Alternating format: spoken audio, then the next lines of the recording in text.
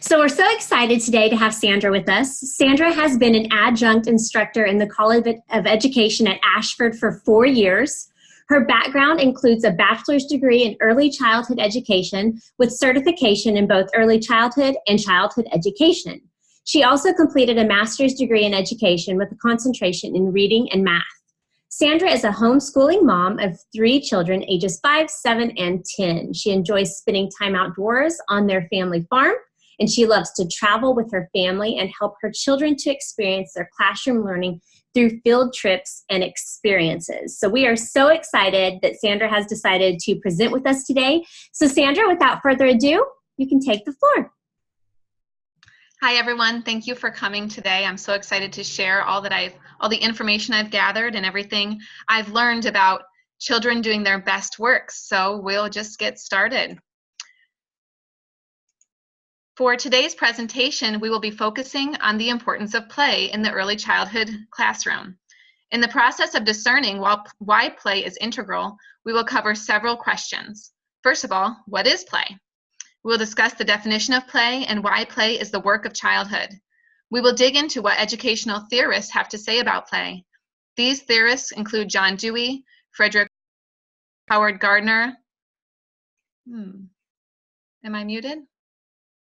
Sorry. MALAGUZZI, Maria Montessori, Jean Piaget, Lev Vygotsky, and Rudolf Steiner. We will look into NAEYC Accreditation Standards 2, 3, and 4, and how these standards support play. We will explore how we, as educators, can foster play that serves great purposes. This discussion will cover the varieties of play, how we can define our classroom space to promote play, fostering social-emotional development in play, encouraging our students in a growth mindset, and how to incorporate student interest into curriculum planning and play. Lastly, we will walk through the development of learning units that touch upon each academic area, building upon the interests of students and centering around play-based learning. To begin, we ask ourselves, what is play? According to Mraz, Pertelli, and Tyler, something is play if you have chosen to do it, have the capacity to pretend and change as you go, and enjoy it for the most part. Play involves risk, and it is through the navigation of that risk that we learn to survive physically and emotionally. Play benefits us in the development of emotional regulation, stress response, creativity, problem solving, and adaptability. Time and time again, we have heard the phrase, first we work and then we play. Perhaps we have this all wrong. Children prove over and over that play is the way they work. When searching education standards, we find many opportunities and modes to meet standards through play. For example, the Common Core State Standards in the area of speaking and listening discuss the importance of children following agreed upon rules for conversations. In play, children are constantly engaging with peers, and it is within these discussions that conversational etiquette is offered. Social rules are made, and students are reaching this goal. Often in the course of play, we find students reenacting favorite stories. This is a prime example of retelling texts with key details. According to the NAEYC, play is an important vehicle for developing self-regulation, as well as for promoting language, cognition, and social competence. The benefits of play in the early childhood years are endless. Through play, children develop physical competence, enjoy the world, have the opportunity to socialize with peers, learn to express and regulate their emotions, work through problems, thus developing problem-solving skills, and are provided opportunities to practice new skills in a non-threatening environment. There are many kinds of play that children engage in, including physical play, object play, dramatic play, constructive play, and play through structured games. During the early childhood years, children learn to interact with each other through negotiating roles and scenarios in dramatic play. This interaction helps them to develop their self-regulation skills and an ability to work cooperatively with others. How can we engage in play when academics are the focus? In our current state of standards-based, results-driven education, it is clear that children and teachers are expected to achieve high standards. Some may view the classroom in lines of desks, with children focusing on the teacher who is instructing them on a smartboard. In this picture, students are engaged, listening, and learning. This picture, while straight from a movie script, is not a great representation of how children learn. In refocusing on the importance of play in education, we also need to redefine what academic rigor is.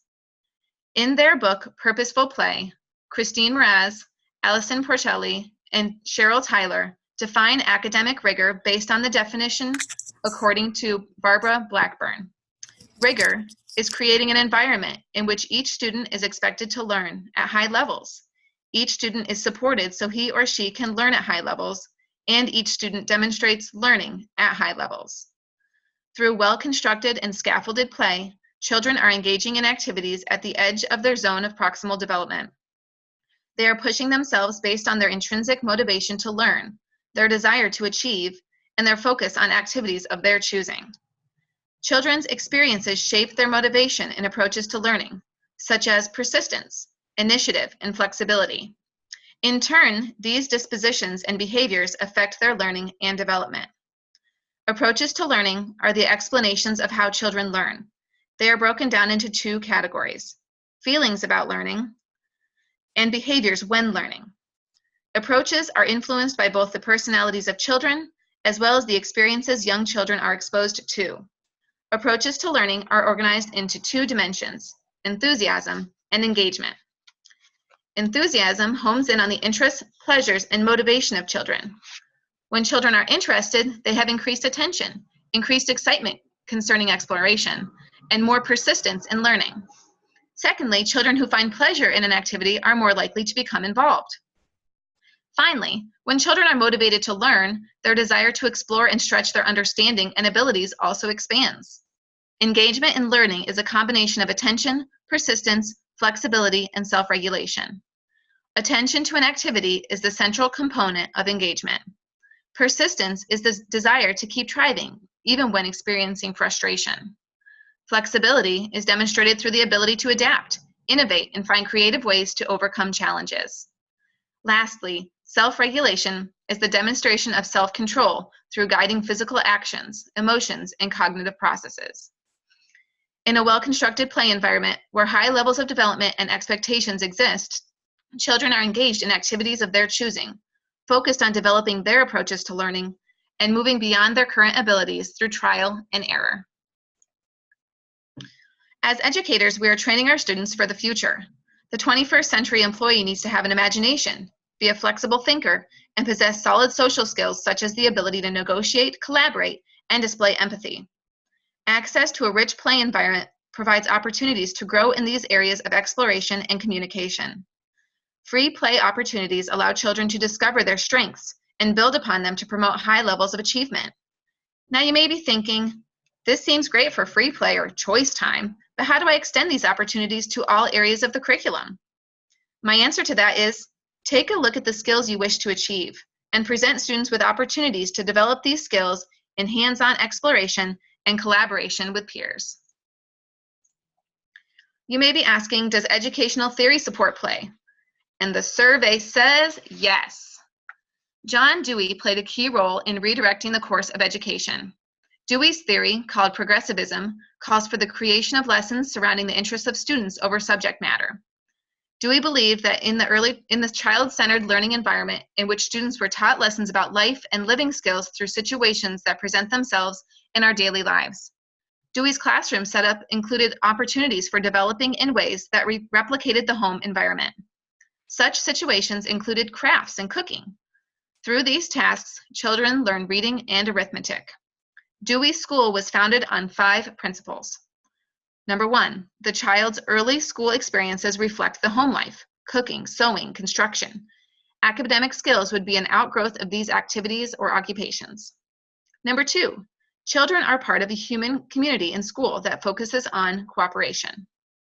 Number 3, learning is focused on problems that children solve. For example, numbers would be learned through understanding relationships rather than memorizing multiplication tables. Number 4, motivation is internal to the experience in the child. And number 5, the teacher's role is to know the children and to choose stimulating problems for the children.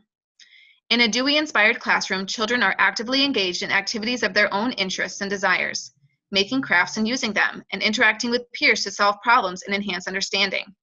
In addition to this, Dewey believed in integrated curriculum. In an integrated curriculum, each subject area is connected to the others. In essence, thematic units are used to encourage integrated learning across the curriculum. John Dewey saw the importance of a play-based classroom in the late 1800s and early 1900s. This theory carries into today with the modern understanding of how children learn best. Friedrich Wilhelm FROEBEL is coined the father of kindergarten. FROEBEL believed in the concept of unfolding. This educational view places the teacher in the role of observer and implementer. The teacher watches the development of students and provides activities that enable students to learn what they are ready to learn in the exact timing that they are ready to learn it. Froebel's theory focuses on the importance of children learning through self-chosen activity and play. Froebel's curriculum utilized a combination of gifts, occupations, songs, and educational games. Take a look at the 10 gifts integrated into Froebel's curriculum. Each gift serves a purpose, yet allows for open-ended exploration to make connections and create deep understanding. These gifts were to be used with specific teacher instructions and aided in the development of a multitude of mathematical skills. The first gift was 6 colored balls of soft yarn or wool.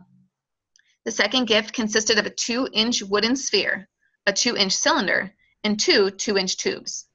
The third gift was 8 1-inch cubes presented as a singular cube, 2 by 2 by 2 by 2. The fourth gift was 8 blocks, measuring 1.5 inch by 1 inch by 2 inch. These were given as a 20-inch cube. The fifth gift held 21 1-inch cubes, 6 half cubes, and 2 quarter cubes, presented as a 3-inch cube.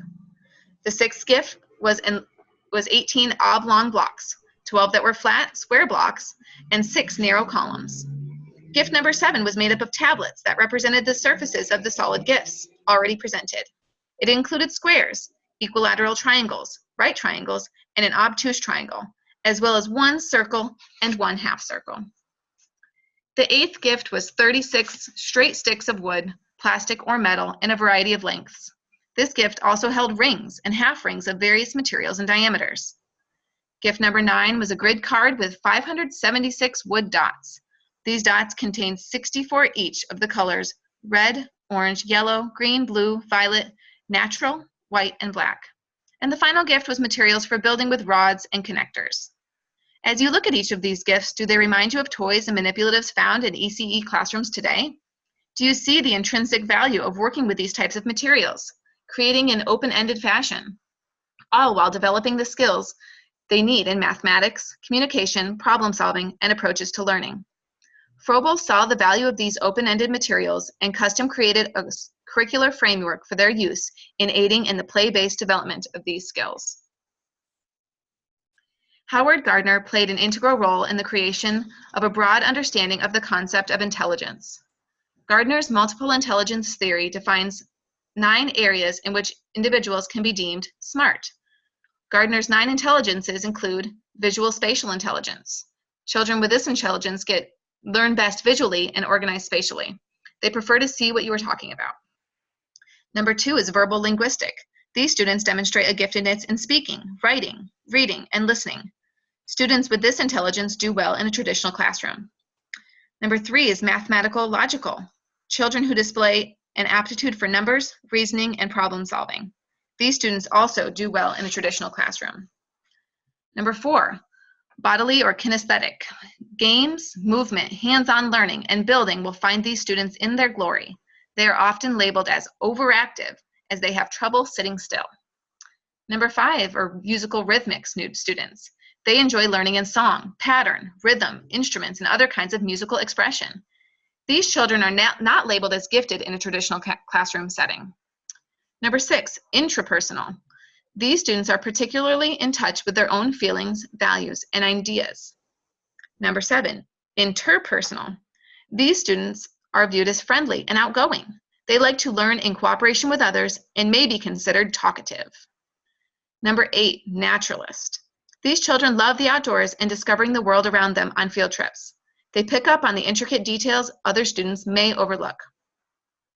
And lastly, the existentialist.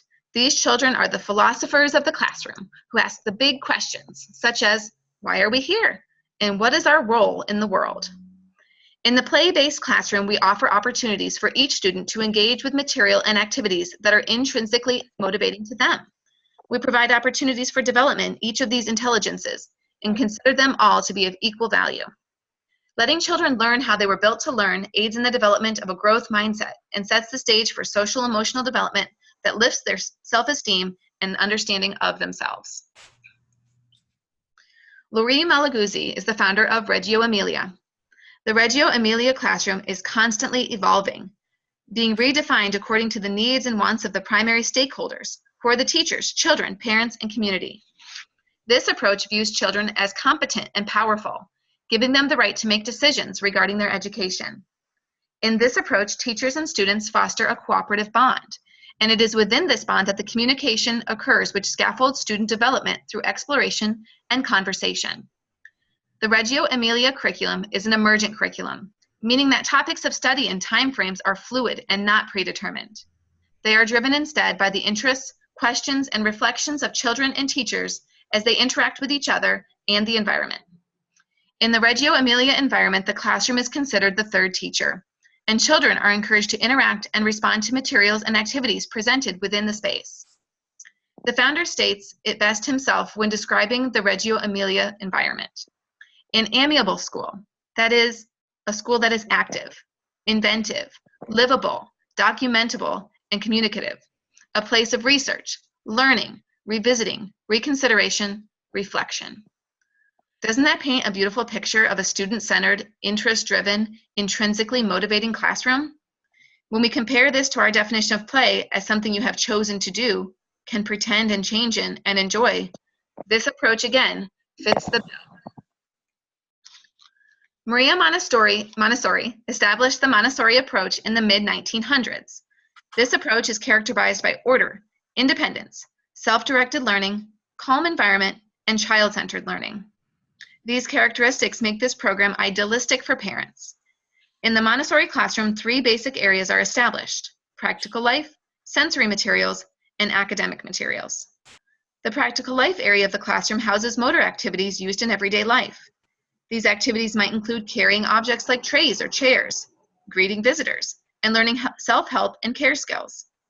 These activities focus on helping the child to establish confidence and independence from adults, as well as concentration. Water play holds a big part in the Montessori classroom as the students learn to scrub, wash, and pour. These activities develop fine motor skills and coordination. Children also participate in polishing, sweeping, dusting, and peeling vegetables. Montessori classrooms feature a specialized set of sensory materials to facilitate children's learning. These materials include the pink tower, brown stairs, red rods, cylinder blocks, smelling jars, barrack tablets, color tablets, cloth swatches, tonal bells, sound boxes, and temperature jugs. The purpose of these specific materials are as follows. Number 1, to train the child to focus on an obvious and specific quality. Number 2, to enhance the power of observation and visual discrimination. Number 3, to enhance the ability to think, distinguish, classify, and organize. And lastly, to prepare for further learning in writing and reading. The last type of Montessori materials are the academic materials designed for writing, reading, and mathematics. These materials are introduced in a specific sequence to support development. Montessori believed that reading readiness emerged from writing. Therefore, academic materials to support writing are introduced first in the sequence. In this method, children are provided more advanced material and instruction during sensitive periods when they have demonstrated their readiness. The Montessori classroom is filled with examples of students concentrating on correct material use independently. Scaffolded learning is occurring through the introduction of learning materials at optimal moments or sensitive periods. If this is not play-based learning, then I don't know what is. John Piaget founded the cognitive development theory. His theory explains how we think, understand, and learn. Piaget believed that children develop intelligence through hands-on experimentation in the world. Additionally, Piaget believed that we adapt and change based on the interactions we have in our environment. He felt that cognitive growth occurred as a result of engagement with parents, teachers, siblings, peers, and the environment itself. Piaget was a great supporter of play, deeming it one of the primary ways in which children are involved with their environment, fostering thinking and learning. He believed that the act of play supported a child's natural propensity to learn, and that through play, they make meaning in their world and discover how things work. Children make sense of the world through their playful interactions in it. Additionally, play has positive implications for social growth. Children learn to get along with others, learn about themselves, and understand that each person has their own point of view. Through play, children learn to work cooperatively with others and solve complex cognitive and social problems. Children also gain confidence in themselves and their abilities and are able to direct their own learning and regulate their emotions. Piaget also believed in a constructivist process. Constructivism purports that an individual organizes, structures, and restructures their point of view in accordance with ongoing experiences. Through this act, children build their own intelligence through the interactions they have. Piaget also believed that children adapt to the environmental changes presented in two ways: assimilation and accommodation. Assimilation is the taking in of sensory data through experiences and impressions and incorporating them into existing knowledge. Previous experience provides a solid foundation for the incorporation of information from new experiences. Accommodation is the process involved in changing old methods and adjusting to new situations. In accommodation, children are adjusting previously held intelligence to incorporate new understanding that does not fit inside the old schema. Piaget believed that knowledge and intelligence is constructed in conjunction with interaction with peers and the environment. He does not lay out specific guidelines or standards, but states the importance of play as a means of creating understanding, and interaction was a way to introduce new knowledge and incorporate it with what students already know. Lev Vygotsky's theory focuses on children's mental, social, and language development. In terms of play, he discusses the intricate and intertwined development of social and language development and peer interaction in play. His social cultural theory states that social interaction and development go hand in hand.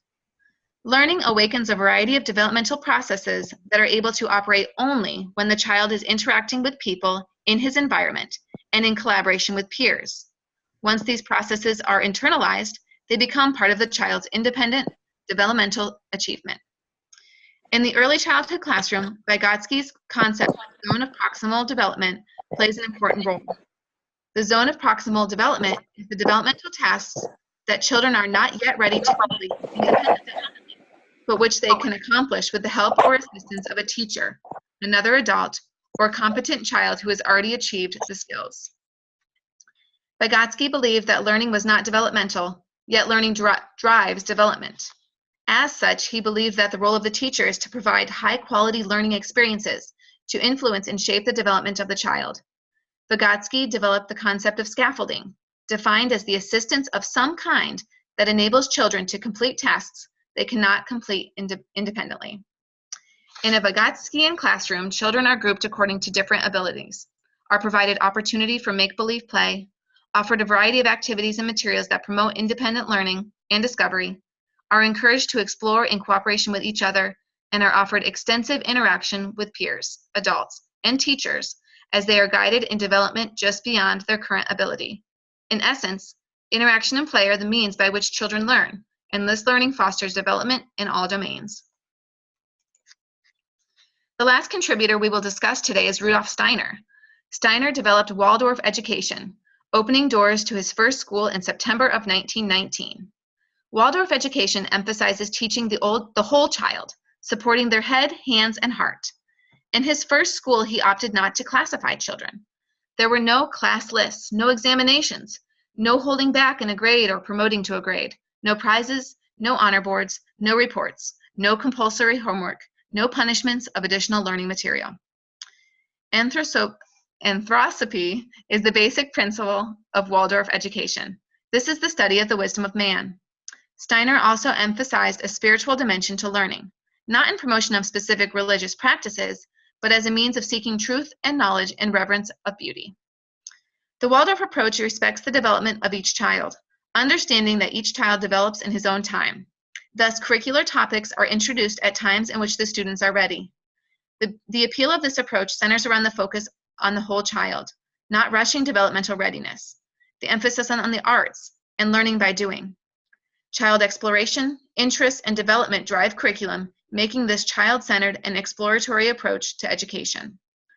When comparing this to our discussion on play, children are motivated to explore and learn through experimentation, and following their interests, intrinsic motivation plays a key part, and development is not rushed. Now that we have explored many major philosophers, theories, and approaches to education that support a play-based, student-centered environment, we will dive into how the NAEYC Accreditation Standards also support play. NAEYC Accreditation Standard 2 states, the program implements a curriculum that is consistent with its goals for children and that promotes learning and development in each of the following areas: social, emotional, physical, language, and cognitive. Teachers in the ECE environment need to have an intimate knowledge of the development levels of students in their classroom. With this knowledge in hand, they are able to plan learning experiences that scaffold growth across developmental domains and academic content areas. These experiences are grounded in play, individual and group, and based on student needs and interest. Activities should be differentiated to meet the needs of all students. Children should have consistent engagement with staff who are attentive and responsive to them, and who facilitate their social competence and their ability to learn through interacting with others. Children should be offered developmentally appropriate activities to foster physical development in both fine and gross motor skills. Through interaction, verbal and nonverbal communication skills are developed. Literacy development takes place with ample exposure to stories in print and varied opportunities for writing. Children develop phonological awareness in playing with the sounds of language. Early mathematics skills are developed through the careful implementation of toys and materials that explore number sense, geometry, and problem solving. Scientific inquiry is developed through the hands-on discovery and exploration of objects. Children use their senses to explore their world, including living and non-living things, life cycles, earth and sky, properties of matter, and the behaviors of materials. Students have appropriate access to technology that extends their learning. The visual arts, music, dance, and dramatic play are implemented in various forms with the presenting of culturally diverse ideas of what each means. Additionally, students are provided with a variety of materials to express themselves through music, drama, dance, and visual arts. Children are encouraged in their independence through self-feeding and learning about health, wellness, and nutrition. Lastly, students are provided opportunities to learn about diversity in culture, family structure, ability, language, age, and gender in social studies exploration. NAEYC Accreditation Standard 3 states, the program uses a variety of developmentally, culturally, and linguistically appropriate and effective teaching approaches that enhance each child's learning and development in the context of the program's curricular goals. Well-trained teachers and staff know the importance of using varied instructional approaches. These approaches create a teaching environment that supports development across all domains and academic areas. Teachers are encouraged to foster caring communities in their classroom, in which the teacher is responsive, attentive, consistent, comforting, supportive, and culturally sensitive. Children are provided with time and materials they need to select activities that promote their development and follow their interests. Teachers scaffold the development and learning of students through schedule modification, rearranging the environment, and interacting with them. According to the NAEYC Statement of Best Practice, as an essential element for young children, play is planned for each day. This play is encouraged through the implementation of learning centers when teachers and staff work together to practice skills in the child's zone of proximal development. In the fourth NAEYC Accreditation Standard, it says, the program uses a variety of formal and informal assessment approaches to provide information on children's learning and development. These assessments occur in the context of reciprocal communications between teachers and families, and with sensitivity to the cultural context in which the children are developing. The program uses assessment results to inform decisions about the children in their care, to improve teaching practices, and to drive program improvement. Assessment is an essential component of every early childhood program. The purpose of assessment is to guide instruction to meet the developmental and learning needs of students. Assessments should be varied, including observations, checklists, rating scales, and testing when applicable. In order for assessments to be accurate, it needs to be meaningful and authentic. While this standard may not seem to fit the realm of the importance of play, it is important that through the enriching and meaningful interaction in play, we are able to authentically assess our students' abilities and needs in all areas of development. From all the information presented so far, we can conclude that educational theory and the NAEYC support the importance of play in the educational environment. So the question remains, how do we foster play that serves a purpose? We want our classrooms brimming with activity, children actively playing, working towards educational and developmental improvement. We want busy little hive full of worker bees with a task that they're trying to complete. So how do we do it? To the untrained eye, play may seem to be a singular activity, but to us, there are many forms of play, each serving their own purpose. The first kind of play we will discuss is fantasy or imaginative play. In this play, children are acting out stories, taking on roles, and determining rules for these scenarios and roles. In this type of play, children are enhancing their self-regulation, abstract thinking, and higher-level problem-solving skills. Students are also demonstrating their ability to reenact familiar stories, take on familiar roles, and negotiate with peers in a socially appropriate way. The second kind of play is constructive play. In constructive play, children use a variety of materials to create something. This variety of play is goal or product-oriented and increases in complexity with developmental level. Children use blocks, Play-Doh, art materials, and other recycled matter to construct.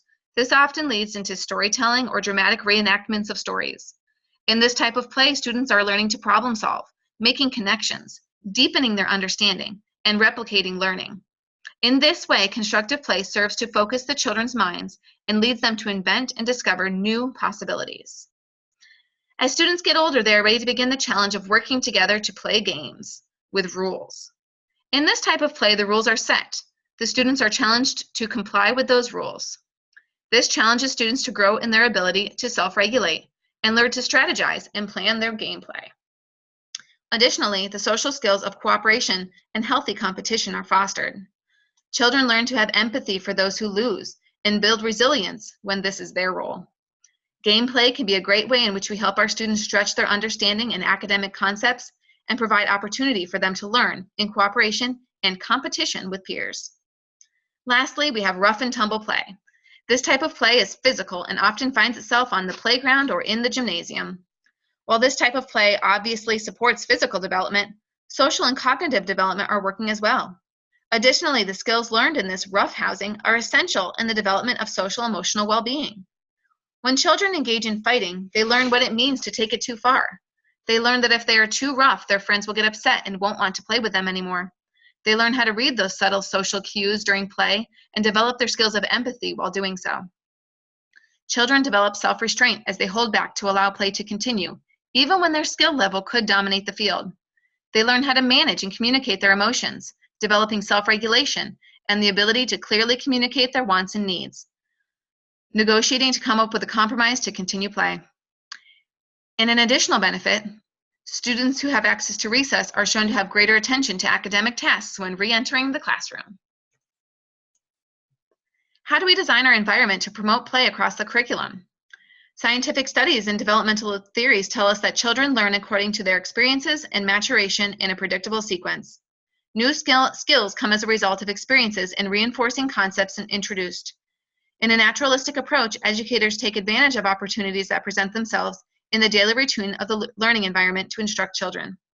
The role of the educator is to design the environment and select appropriate materials, activities, and routines to enhance child learning.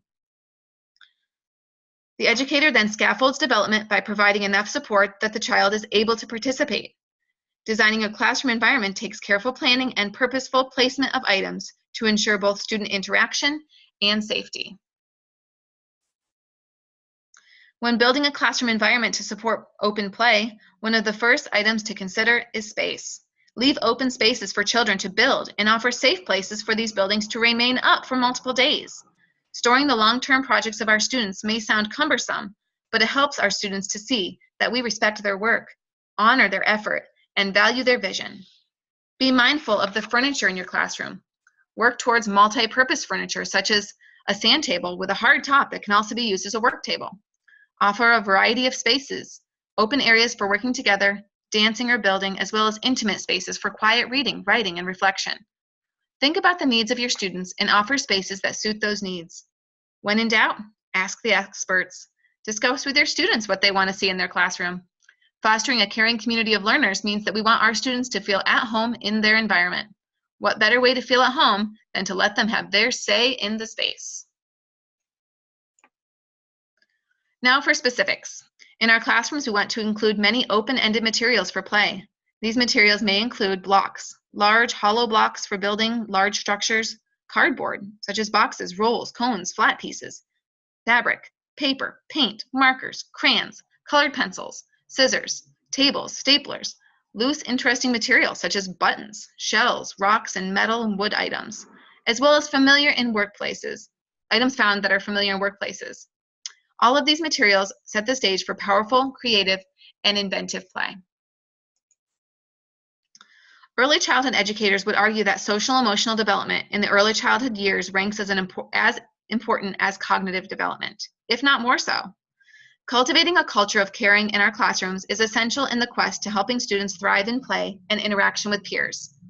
To foster these relationships, we need to help our students get to know one another, learn to solve conflicts, promote self-control and self-regulation, and incorporate class meetings to share, reflect, and help solve problems. Practitioners in the field of early childhood education aim to foster a community of learners that supports the development of all children.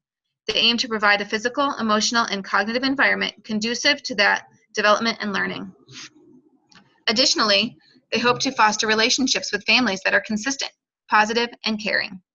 There are several principles that guide decisions made in this attempt to foster community. First, each member is valued. Second, it is through interactions with other members of the community that knowledge is constructed. Third, members are held responsible for their behavior. In this, educators assist children in the development of responsibility and self-regulation skills, take full responsibility for all children at all times, behavioral expectations are clear and consistently applied, children's feelings are validated, and proper handling of emotions is guided, and educators practice what they preach and set good examples of behavior for children. Fourth, the physical environment is set up to protect the health and safety of all community members. There is a balance of activity, sensory stimulation, fresh air, rest, and nourishment. All community members are made to feel psychologically safe, meaning that environment feels secure, relaxing, and comfortable. Members enjoy and engage in learning. Routines and set schedules are present and followed, and the language of all members of the community is present, and cultures reflected in interactions and activities. HYSON reports 7 tips for creating a caring community, including, number 1, demonstrating respectful language for children to use with one another. Praising the individual interests and talents that may offer assistance for the group. 3, making children part of the decision-making process. 4, teach the conventions of conversation, including looking at the speaker, waiting to speak, and turn-taking. Number 5, implement group traditions, such as special stories on Fridays. Number 6, incorporate activities that build and celebrate the diversity in the group. Cooking activities are a great source for this. And number 7, catching them being good, kind, etc. Acknowledge the acts of kindness offered, or any act which makes the community better. Creating the culture for caring is the start, but we also need to help our kids learn to care. Empathy is the ability to feel what another person is feeling, combined with an ability to take on another person's perspective. Children develop empathy through social experiences, watching their parents and other adults treat others, playing and fighting with friends and siblings, and learning right from wrong. Play in the classroom creates a safe place for children to negotiate the social situations that develop empathy. In role play, children learn to look at things from a new perspective. In rough and tumble play, they learn boundaries, perspective, and compromise. Empathy is a great start, but we also need to help our students foster the ability to collaborate and negotiate. The old saying, "There is no I in team," is true. When we work together, we are able to create something greater than we could alone. Teamwork requires the skills of empathy, negotiation, active listening, mutual respect, and a shared goal. According to Peter Gray, play in our species serves many valuable purposes. It is a means by which children develop their physical, intellectual, emotional, social, and moral capacities. It is a means of creating and preserving friendships. It also provides a state of mind that, in adults as well as children, is uniquely suited for high-level reasoning, insightful problem-solving, and all sorts of creative endeavors. Play, while seemingly childish, creates space and situations in which students explore and negotiate the social-emotional realm of relationship and build skills across academic and developmental domains. In order for play to have its greatest impact, you will have to instill a growth mindset in your students. Most people have one of two mindsets, a fixed mindset or a growth mindset. A fixed mindset is found in students who believe that you either have intelligence or you don't. These students may feel that if they have to work hard at something, they are not smart. Conversely, students with a growth mindset believe that intelligence is developed through effort. Research suggests that mindsets are determined based on environment. Children who are encouraged to explore and figure things out develop a growth mindset, and those whose exploration is inhibited develop a fixed mindset. In the early childhood classroom, we have the opportunity to encourage the development of growth mindset. One way in which we can do this is praising effort and process over intelligence and talent. In play, there are no consequences for failure. In fact, failure is only determined by the child. Because of this, persistence is developed. What a child learns through their play processes provides a foundation for learning in other contexts. A person with a growth mindset also demonstrates resiliency and optimism. As educators, we can help our students develop this mindset through naming the times when they are demonstrating optimism, flexibility, resilience, and persistence, as well as through direct instruction that helps enhance these traits. Traits of a growth mindset can be learned in storytelling, as students learn the powerful characteristics mentioned through the main character demonstrations. We can aid children in their positive self-talk when approaching a new challenge. We can help our students reflect on their process and think through new approaches. We can assist our students in setting goals that are attainable. These practices set the stage for students to experience success in their explorations and learn to problem solve in the process of playing and learning. As we foster a caring community of learners and develop strong relationships with our students, we learn what they love, what they dislike, and how they learn best. Using this information, we can guide instruction based on their interests. Blurring the lines between work and play is accomplished through integrating student interest in subject matter. When students engage with material in this way, they achieve higher levels of success. As educators, our role is to gather information about students' likes and dislikes, learn their preferred learning methods, and integrate these into the learning environment. Here are some potential questions to consider when gathering this information. When given free time to draw, what objects or scenes does a child draw? When given free choice to write, what topics does this child write about? When given free range of the library, what books does the child settle with? What are the child's most common play themes in free play? What does the child talk about with peers during unstructured times? When given free choice, what is the child's most drawn to, running around, talking with friends, or drawing? What tasks does the children seem most engaged in, least engaged in? Does the child prefer large groups, small, to be on his own? What part of the room is the child most drawn to, the rug, the tables? And lastly, what materials is the child most drawn to? What about during recess? Having conversations with your students is important in making these discoveries. Ask the child about his interests, passions, and preferred activities. Keep a checklist to make sure no one is slipping through the cracks, and utilize show and tell to learn about your students. Now, how do we use this? Incorporating student interest in the classroom can be as simplistic or as intricate as you desire. Here are some suggestions for doing so. Incorporate books on favorite topics and characters. Adapt learning materials to incorporate new ideas and interests.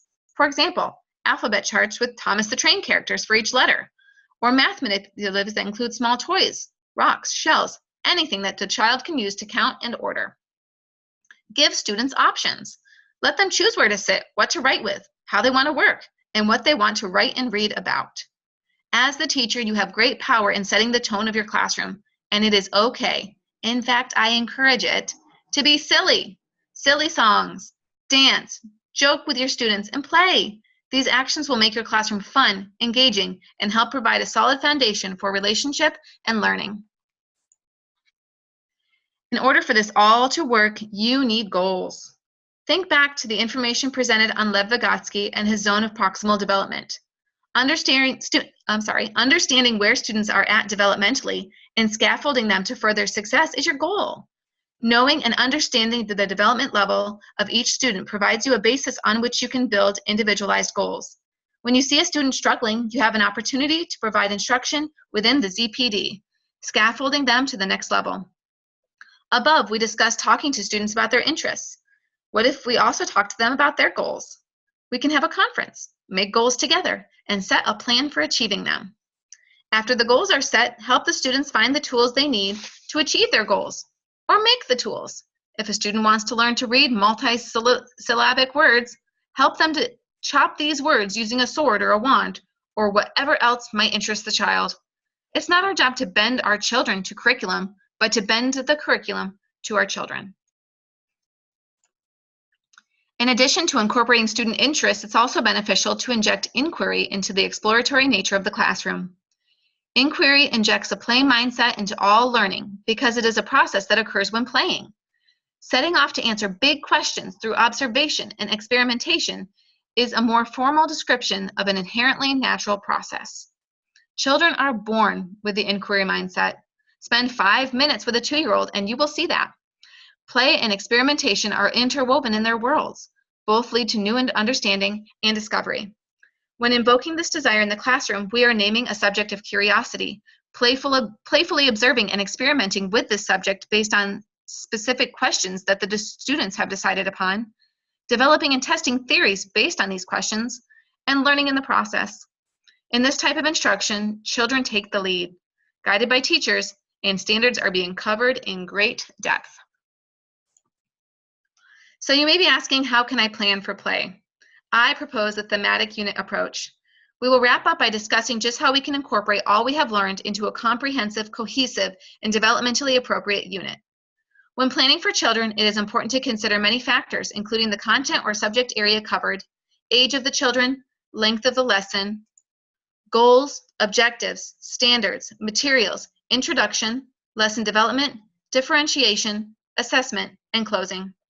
Taking these components into consideration and utilizing the lesson plan template created by Zara and Bodemer, I have set forth this unit planning template. When writing a unit, the content area will include multiple subjects. The length of the lesson will vary by the day, and the unit may take a week or more to complete. In the sample unit plan, there are 11 identified goals ranging from cooperative work to retelling a story to utilization of mathematics terminology correctly.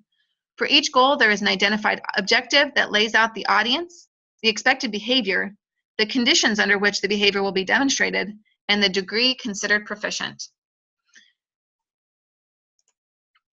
Considering the number of identified unit goals, the number of identified standards that are incorporated can be a bit overwhelming. For this unit, 36 standards are addressed. While this may seem a bit overwhelming, as you become familiar with your state and local standards, completion of this section will become easier. In an inquiry approach, the unit is considered under construction as students explore and ask more questions. This guideline is fluid and subject to change. That is a good thing when students are engaged and learning. Planning this kind of unit takes in consideration as to the materials needed for each activity. In my sample unit, I incorporated a chart where the materials needed for each center, each day, are recorded. The introduction section lays out a unique introduction for each day of the unit. This introduction serves as a stepping stone to new understanding and development, creating excitement for the exploration to come. When planning a unit lasting 5 or more days, laying out the activities in a way that is easy to reference and understand makes the organization inside the environment more successful. I have created another chart inside my lesson plan development section. This chart describes the learning centers incorporated each day, as well as the activity taking place within them. For this unit, children will begin in a group setting for a story and discussion, then branch out into exploration of the 5 established centers. I use this chart to also include ideas to differentiate each activity based on the needs of the children. In an effort to make assessment as authentic as possible, a chart was again created to track student achievement in each goal area. The educator can use this chart to comment on the student's progress in each learning goal area, easily and without interrupting their exploration. Lastly, the closing for each day of the unit will be relatively the same. Children will gather together to share any new discoveries, ask questions, and share artwork with their peers. Cultivating a culture of play takes time and a flexibility in learning and growing. In the play-based classroom, children would be engaged and learning in all areas of the environment, involved in their own thoughts, or working with peers to solve problems and dive deeper into understanding what they are exploring. It would be quietly active, much like a beehive, everyone moving and working to accomplish learning goals, the quiet hum of exploration, work, laughter, and learning. The educator present would be moving about the environment, engaging with children who are involved in their chosen activity, working with groups to help them come up with some conclusions or solve problems, interacting with those who may not have specific direction, pulling them into activities based on their preferred learning methods or personal interests. The environment will be creatively messy. Paintings hung on drawing lines, small amounts of sand and water on the floor, math manipulatives, puzzles, and blocks strewn about their respective areas, plants, microscopes, and writing supplies littered on a table. This environment is not created overnight, but is cultivated over years of practice, trial and error, and experiences through which educators learn their own teaching style, as well as the learning styles of the children in their care. I want to thank you all for attending today's presentation. I have truly enjoyed preparing this bit of information for you. And if you have any questions for me, please feel free to contact me at any time via email. I will also send out the unit planning template if you so desire. Wow, Sandra, that was amazing. Thank you so much. It really broke down, and I'm so excited to say that next month I'm going to be presenting on thematic units. So you kind of started it out, and now I'll go into it next month. I'm going to stop the recording.